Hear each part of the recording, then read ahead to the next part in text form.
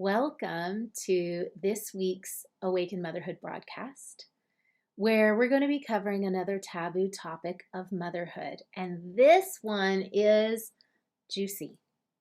I'm pulling out the H word, which I never use, and my kids know it's not allowed in our house, but I am going to say it for the purpose of this broadcast, which is this week's taboo topic of motherhood is hating playing with your kids. I can't tell you how many times I've heard moms say this. I just hate playing with my kids. And here are all the reasons, right? It's so boring. I don't like to play what my child likes to play.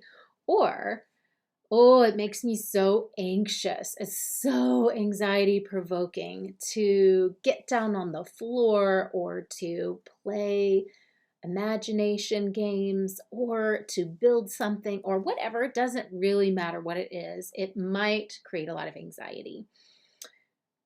And one of the things I hear from moms a lot is when I want to do it, I want to have fun. I know I'm not having any fun. I'm trying to be more present. I'm trying to dive into the moment with my kids. Even this can be up to teenage years. I'm trying to really be present with them and kind of engage with them because I'm feeling really disconnected. And one of the things that you might notice is that your head is in a million other places, that your head is in a million other directions. This generally creates a cycle of guilt. And that guilt cycle can really, really persist to the point of feeling very disconnected. It is hard to push through guilt. It's hard to push through disconnect. It's hard to fake it. Really hard to fake connection with your people. They're going to know. They're going to smell it from a mile away. So today, what we're going to do is take a closer look at what is really going on when I resist being present with and playing with my kids or talking with my kids, and what can I do to change that? So join me for this conversation. So here's one of the things that I notice a lot about moms who come to work with me or reach out to me for help is that many of the women who are out there slaying at the motherhood game are great at getting stuff done. Great at getting stuff done, great at managing people, great at being the CEO and boss of their family, amazing at kind of knowing what to do, tracking all the information, being able to create systems and flow and organization and all these things and delegate. However, there is a lack of knowing how to slow down, a lack of knowing how to relax. And the result of that is women, 5, 10 years into motherhood, feeling very depleted, very empty, lonely, often very resentful. Because resentment comes up, and I talked about this in another broadcast. Resentment comes up when you're giving and giving to the point of exhaustion and really not knowing how to receive, really not knowing how to slow down into connection and create fulfillment within yourself, which is something we create for ourselves. We don't get it from outside of ourselves. We don't, contrary to what kind of the logical mind tells us, we don't find it or get it from other people or from a relationship. We first create it within us, and then we cultivate it within our relationships. Whether you know how to do that or not is a different conversation. But that not having fun, not feeling fulfilled is often the result of what happens when we are so busy focusing on and pouring energy into the tasks and the management of life and the management of people like a great boss does without cultivating the relationships.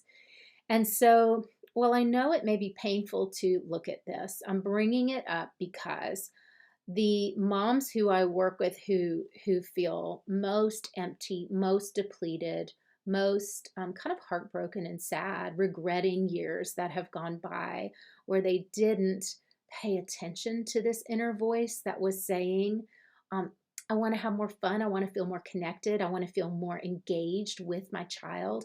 What happens when you miss that opening is that you'll see that as kids go, depending on the ages of your kids, you may know this already, but when they go through the pre-adolescence, there's a big shift away from wanting to be your baby, wanting to, sourcing everything from you around age 8, that happens, to, then that real full-blown adolescence, 13 and on, where kids are pushing off of you and becoming their own individual person, trying to formulate their own thoughts, their own beliefs beyond what they've learned at home, beyond what parents have taught them. And when that happens, I often see a big regret from parents who didn't learn how to drop into or follow that kind of intuitive nudge to go deeper into connection with their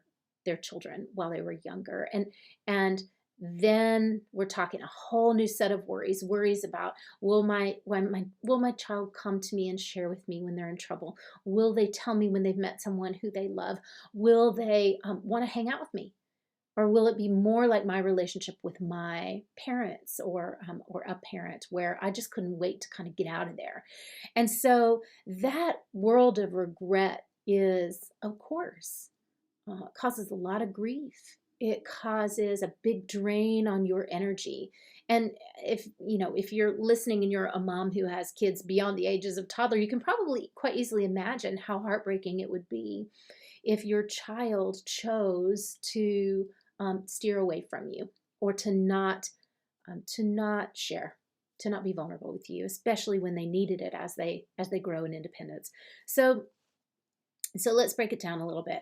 If you're somebody who is really great at get it done mode, if you're amazing at slaying the to-do list and the task list, and you're an amazing CEO of your family, but you have a hard time enjoying meal time with your family, you have a hard time enjoying the play times, or feeling at ease and relaxed enough in your body, in your home, to enjoy those connection times with your kids, then let's talk about what's going on there. So for the sake of convenience, I'm just going to label that resistance. Anytime your body is tense, anytime your nervous system is wound up, you're amped up, you're kicking, your brain is monkey brain telling you, I can't do that, I got to do this, there are 100 other things to do. That's resistance to dropping into the here and now moments, real life moments, opportunities of connection, of love, of spontaneous fun, of laughter, of ease, all these things that make motherhood so precious, that make it all worth it, frankly. If it was all work and no play, I don't know if I'd want the job. I don't think I'd want the job. And at some point, if you're bumping into that, what I want to invite you to do is, there are several things we do. I'm going to break it down into a couple of steps. So the first piece to do is just notice where your frustration comes up. So before we get into resistance, just start to notice, where do I feel annoyed, irritated, and frustrated? And it may be like, mom, mommy, mom. Oh my God, when you hit that, like, oh, just slow down a little bit, take a beat and just go, what am I feeling right now? And you may come back quickly, oh my gosh, frustrated. And then, okay, stay with it. What am I feeling frustrated about? I don't have time for this. I don't have energy for this. We can't afford to have fun right now. We have so many other things going on right now.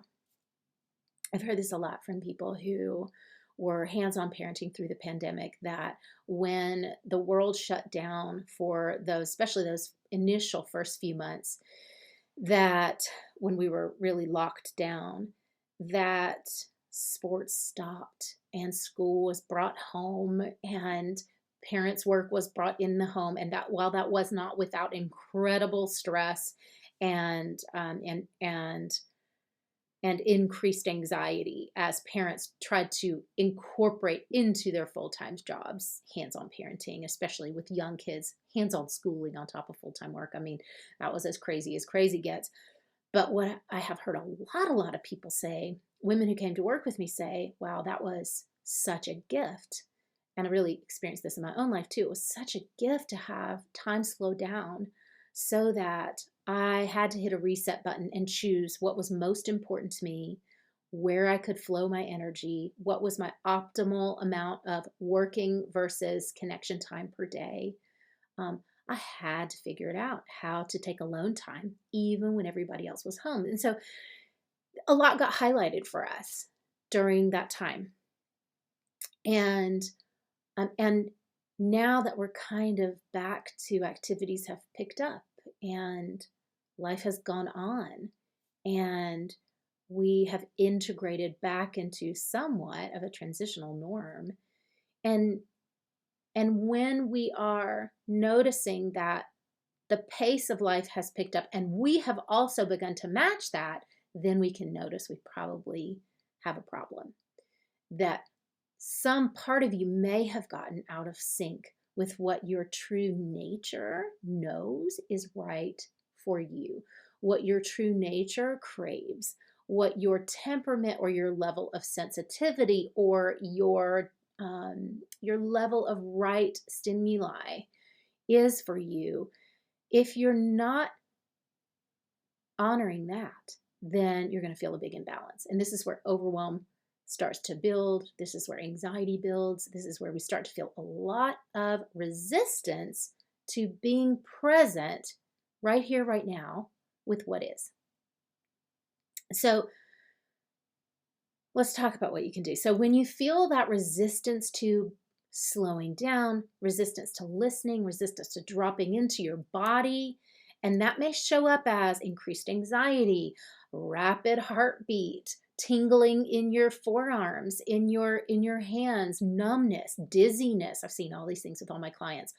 It may feel like frustration, irritability, and then it may look like snapping at your kids because you don't have time or because you don't have the bandwidth or the real estate for that.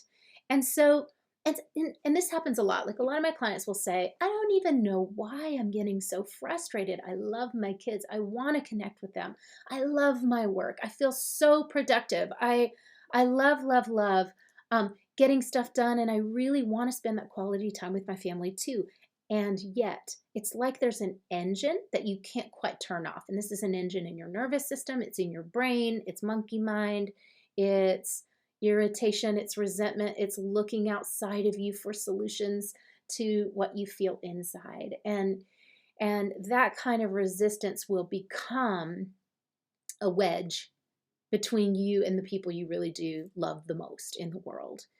So here are some things to do. Number one, start to notice when you feel a tension, a stress, a constriction in your body, in your energy, in your heart, in your mood. When you start to feel any of those things, take a breath and pull your energy inward and just track what's happening. Just notice within you what's happening.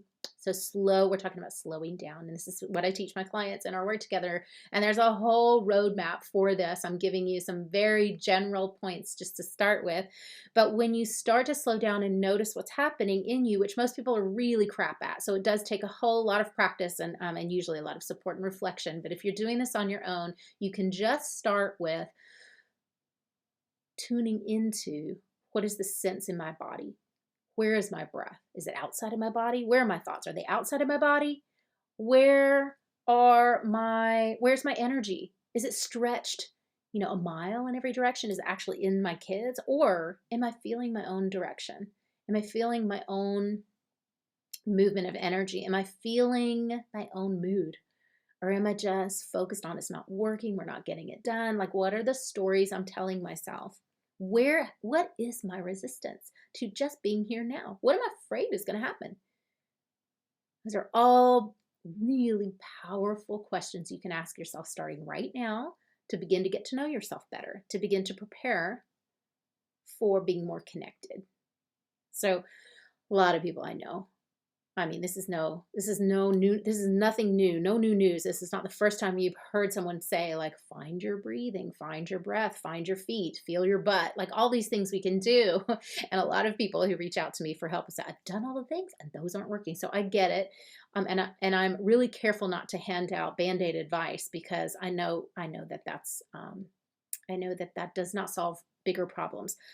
But when you notice your body, your breath, where your resistance is coming up, you can start to kind of prime yourself for deeper work.